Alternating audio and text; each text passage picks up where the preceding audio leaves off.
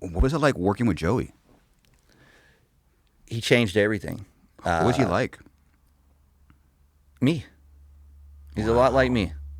And I think that's why we hit it off. And we also butted heads a lot too. Of course. We had our issues and stuff, but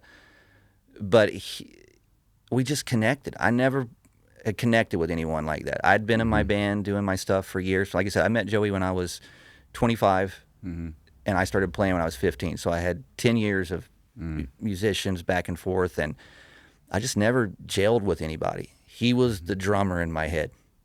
When I write songs, I hear a drum in my head. And he was the guy that could do it, and then could do it better.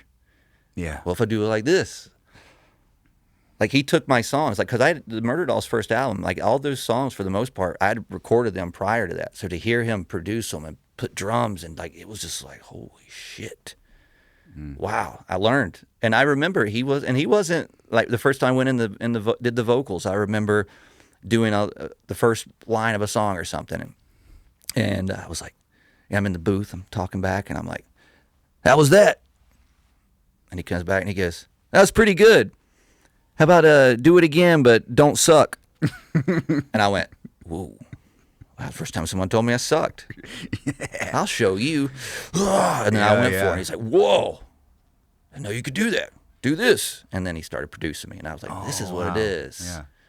So he started manipulating me a little bit. And then, but the code that Joey lived by was like, recording with Ross Robinson and hearing all these stories, and like, it was like, we got to do this, and it was very serious to him. Like I said, I knew he was the dude on drums, because so many people I would meet, like, anywhere you went, and there was like Dave Grohl would come up and be like, Joey, oh my God, and just sit there and just talk to me about drums. Charlie Benante came up, and I remember I was a big Anthrax fan. All the metal bands, I listened. I loved Anthrax growing up, and I always knew Charlie was an awesome. You could just hear Anthrax, knew that guy was a killer drummer. Sure, yeah.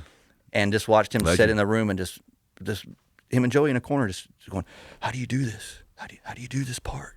And he said, oh, you do this, and just talking. I'm just there watching him, going, this is crazy.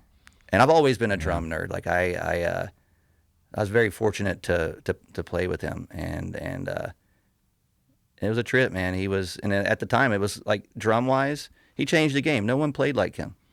Still, no one played like him. And now you hear these drums, and it's just like, that wouldn't have. He changed the game on it. And that's the studio where Murder Dolls recorded, in that studio, that first album. Nice. That's the same. That's where he told me on the playback right there, don't suck. That guy recorded, that's the engineer, Matt Sapanic. And that's where we recorded. That's the vocal booth right there.